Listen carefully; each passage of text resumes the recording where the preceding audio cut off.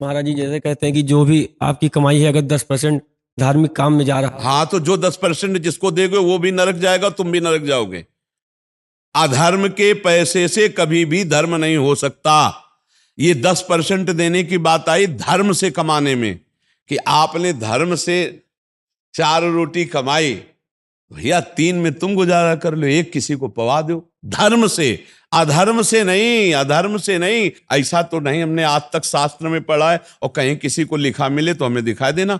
बचपन से बहुत से शास्त्रों का स्वाध्याय हुआ, बड़े संत महापुरुषों का संग हुआ, आज तक हमने ऐसा कभी नहीं पढ़ा कि पापाचरण से किए हुए कर्म या धर्म जो धनादि लिया जाए, दूसरे की हिंसा करके, छल कपट करके, बेविचार करके, मांस मदिरा आदि के सब नाना प्रकार के कुकर्माचरण करके तुम कुछ दान पुण्य कर दोगे या धर्म में लगा दोगे तो तुम पवित्र हो जाओगे, ऐसा नहीं। एक उपाय है, अपिचेत सुदुराचारो भजते माम अनन्य भाग साधुरेव समंतव्या सम्यक व्यवसिता। ऐसा आज सत्संग सुना और आज मुझे पश्चाताप हुआ कि मैं बहुत गलत हूं। अब मेरा उपाय क्या हो सकता है मंगल होने का? तो आया भगवान की शरण। तो हे प्रभु अब लो नसानी अब ना नसे हो, आज तक गलत किया अब नहीं करूंगा, राधा राधा राधा, पक्का मंगल हो जाएगा। ऐसा नहीं कि तुम रोज पापाचरण करो और 10% संतों को देते जाओ और धर्म में देते जाओ, तो उन संत भी खोपड़ी फोड़ेंगे आपस में। पक्का पक्का संत भी खोपड़ी फोड़ेंगे आपस में, संत भी कलह अशांति में फंस जाएंगे, और वो तो नरक जाएगा ही और नरकगामी बना देगा दूसरे को भी। जैसा धन होता है वैसे ही मन बनता है। ये क्या हुआ? ये ऐसे नीच पुरुषों के द्वारा दिया हुआ धन और उनके द्वारा किया हुआ भंडारा, तो अन्न खा के देखो आगे नीचता। अधर्म के द्वारा कमाया हुआ धन कभी भी धर्म नहीं हो सकता। धर्म से कमाए हुए धन का 10% दान करे, वो बात हम मानते हैं कि गौशाला में दे दिया, संतों को पवा दिया, अपनी मेहनत की कमाई से। हराम की कमाई, बेईमानी की कमाई जहां दोगे वहां बुद्धि भ्रष्ट कर देगा, वहां बुद्धि भ्रष्ट कर देगा। पक्की बात समझ लेना। कभी भी विष अमृत नहीं हो सकता, विष विष ही रहता है। तो ये जो विषवत आचरण करके कमाया गया धन है, ये विष के समान है। हमारे पास जब कोई अधिकारी जन आते तो उनसे यही प्रार्थना करते हैं कि आपसे बस हमारी यही प्रार्थना है कि आप अधर्म का धन मत लेना। महाराज जी श्री जी की कृपा से हम भी सरकारी सेवा में हैं जी हमें भी मान लीजिए ना चाहते हुए भी करना पड़ता है, जी। तो उसके लिए नहीं प्रभु, अगर आप सरकारी आदमी हैं तो सरकार आपको पेमेंट देती होगी, जी तो फिर आप पेमेंट से अधिक लेने। हम अपने लिए ना भी चाहें जी फिर भी मान लीजिए। हाँ, ऐसा हमारे सामने भी पेश हुए हैं, अधिकारी जन भी पेश हुए कि हम ना चाहें तो हमें ऊपर देना पड़ता है, उसके लिए हमें व्यवस्था करनी पड़ती है, उसके लिए ऐसा करना पड़ता है।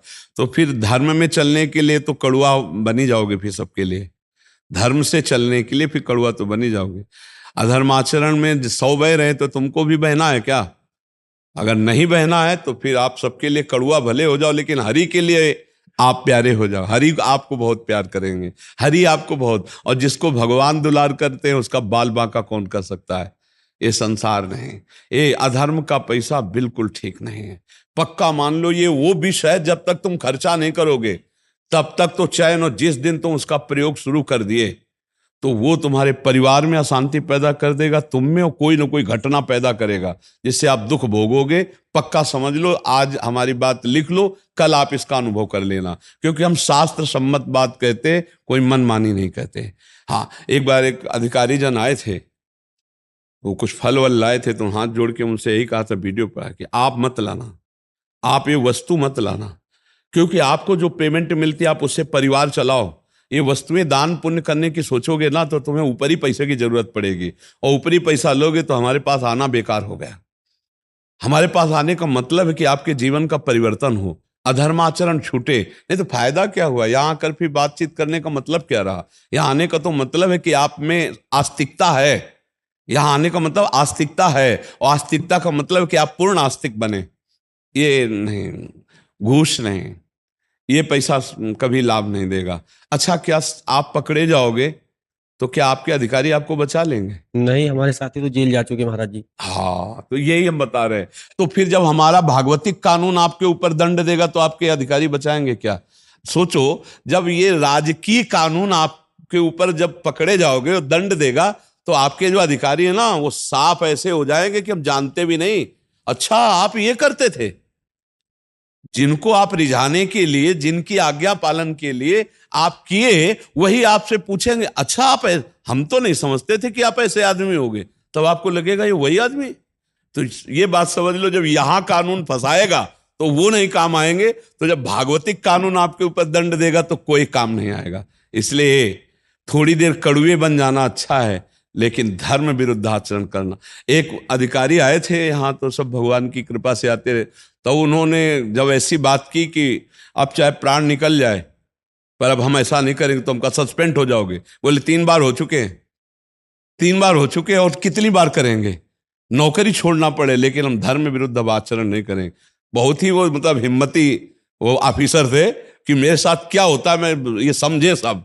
तो ये बात है कि अधर्म आचरण नहीं, घूस नहीं, दूसरे के द्वारा दिया हुआ और इसमें क्या होता है, अधिक घूस वही दे सकता है जो दोषी होगा।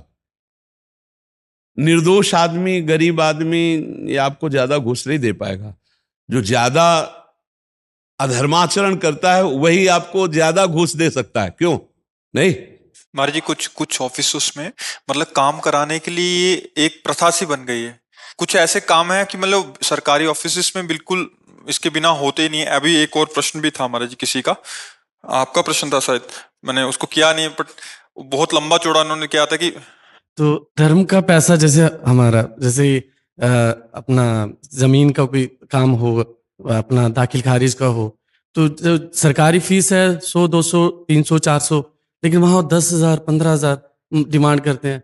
तो उसमें अगर नहीं करें, कुछ ना कुछ त्रुटि लगा के खारिज कर देते हैं, कुछ ऐसा चीज।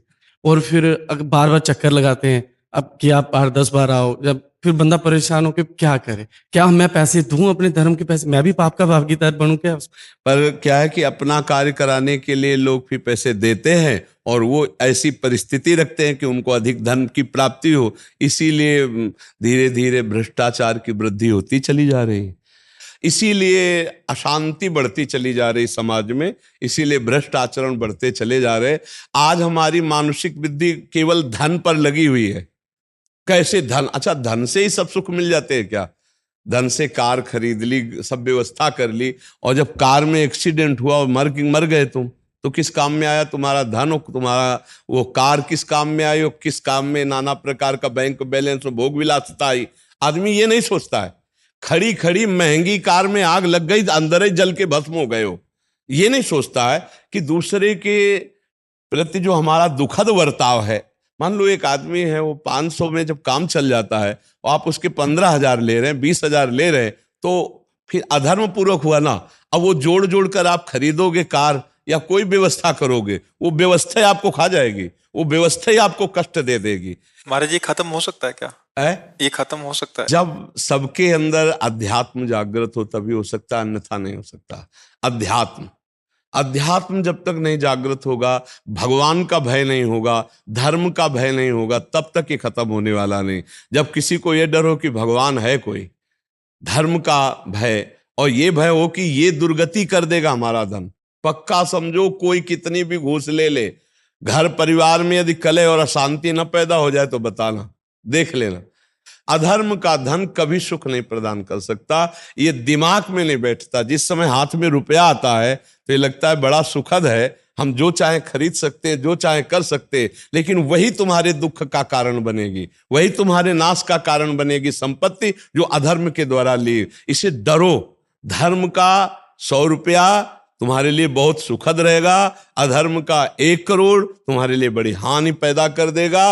वो 1 करोड़ बड़ा दुख देगा, समय पर देख लेना। अब ये बात चूंकि वर्तमान में मिल रहा है, इसलिए कोई भविष्य के लिए देखता ले, उसको लगता है इसी से भविष्य अच्छा बनेगा, क्योंकि हम बढ़िया मकान बना लेंगे, बढ़िया गाड़ी खरीद लेंगे, बढ़िया सुख सामग्री, लेकिन इस कर्म का जब फल आएगा तो सब सुख सामग्री नष्ट भ्रष्ट हो जाएगी। अब आ गया हृदय में सूचना आ गई कि आपके कैंसर हो गया, अब क्या? गाड़ी सुख देगी कि घर सुख देगा कि रुपया? बोले 4थी स्टेज पर है, अब मरने के लिए तैयार हो जाओ। भजन किया नहीं, धर्म किया नहीं, तो हृदय में ऐसे हर क्षण मरता है वो, हर क्षण मरता है वो, बात समझ लो। और चैन से सुखपूर्वक नमक रोटी खा रहे हो, राष्ट्र की सेवा कर रहे हो, धर्म से चल रहे हो, स्वस्थ शरीर, स्वस्थ बुद्धि, घर आए बड़ा प्यार भरा जीवन है, इससे बढ़िया शांति क्या है? कलह, अशांति, दुख, रोग, शोक, चिंता, भय, ये अधर्म आचरण करने वालों को भोगना ही पड़ता है। जी।